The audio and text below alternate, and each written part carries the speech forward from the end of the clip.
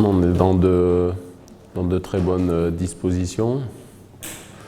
Les infrastructures sont parfaites, à notre disposition uniquement pour nous. Donc on a tout ce qu'il faut ici pour bien travailler, chose qu'on fait très bien depuis le début du stage. C'est pas facile pour les joueurs, mais il faut passer par là pour être prêt pour le 16 janvier. Pour moi, il n'y a aucun problème. Après, le reste, ça fait partie des aléas du football. Pleurer sur son sort ou s'apitoyer sur son sort, ça ne sert à rien. La vie, c'est parfois comme ça. On ne sait pas sur quoi ça peut déboucher. Ça peut déboucher sur quelque chose de très positif. On ne sait jamais. La seule chose que je puisse dire, c'est que je pense que vous faites allusion aux absents en grand nombre, on va dire, mais les joueurs qui sont là pour l'instant, et j'en suis sûr, seront capables de remplir leur mission comme il se doit. Le joueur est arrivé ce matin, donc la journée va servir au docteur de faire sa propre analyse après avoir reçu l'analyse du club de Watford en ce qui concerne Amrabat. Et puis après, ça sera à lui de prendre sa décision. Moi, je ne suis pas médecin.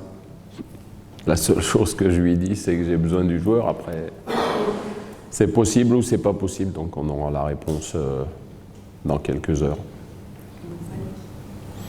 Bouffal, il est toujours en Angleterre, donc il arrivera vraisemblablement demain. La même chose, pour l'instant, il y a le rapport du club. Mais il faut qu'il y ait un rapport de notre médecin de la fédération. Et puis après, on verra, suivant son avis, s'il peut participer ou pas également. J'ai écarté personne, moi. J'ai fait une sélection. Après, quand on fait des choix, il faut assumer ses choix. Là, il y a des forfaits qui se succèdent, donc il y aura certainement des remplacements. Maintenant, ça fait partie du football. Du côté des médias, on a souvent tendance à parler des absents à chaque fois. Moi, je me concentre sur les présents. Le reste, chaque sélectionneur, que ce soit pour une compétition en Europe, en Amérique du Sud ou quel que soit l'endroit, c'est la même chose. Il fait sa sélection en son âme et conscience. Avec, il ne faut pas l'oublier, la plus grande responsabilité, elle est pour moi. Donc on ne fait pas n'importe quoi. On agit avec ce qui nous semble le mieux pour avoir le meilleur résultat possible. Non, vraisemblablement, on jouera un match amical demain, qui ne sera pas contre l'adversaire qui était prévu indépendamment de notre volonté. Et puis le match du 9 est toujours programmé, donc il n'y a aucun changement, il n'y a aucun bouleversement. Ce sera vraisemblablement un club émirati. Les 3/4 du groupe existent encore. Mais moi, je suis pas un pronostiqueur. Je suis un compétiteur. Donc le résultat, il faut qu'il soit le mieux possible avec nos moyens. Donc on verra. Inch'Allah. J'ai fait de la qualification pour les quarts de finale une affaire personnelle, un objectif à atteindre absolument.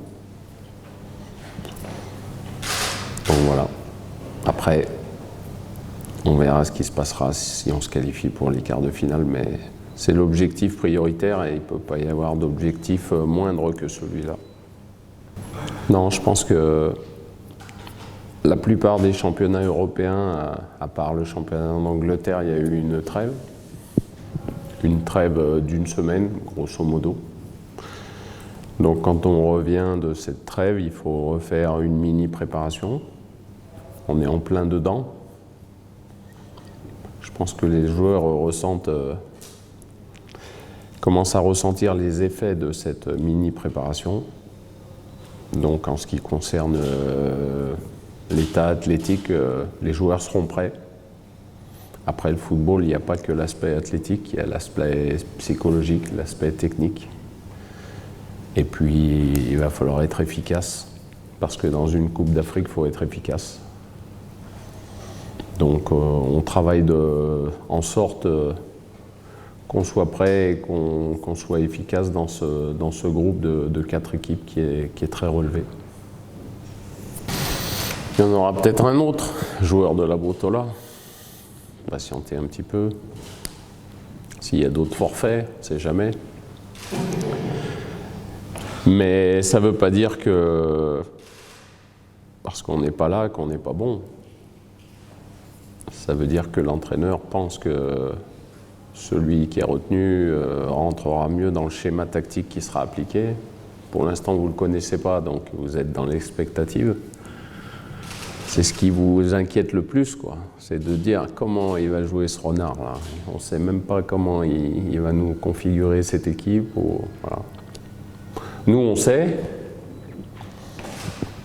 Donc voilà, après, vous commentez une liste sans savoir les tenants et les aboutissants. Moi, j'ai au moins cet avantage de connaître au moins la direction dans laquelle je veux aller. Espérons que ça soit la bonne. Le message, c'est qu'il faut rester positif malgré les coups durs, entre guillemets, qui s'accumulent. Comme je l'ai toujours dit, le plus important, c'est l'état d'esprit. Et une chose sur laquelle je suis persuadé, c'est que l'état d'esprit sera irréprochable.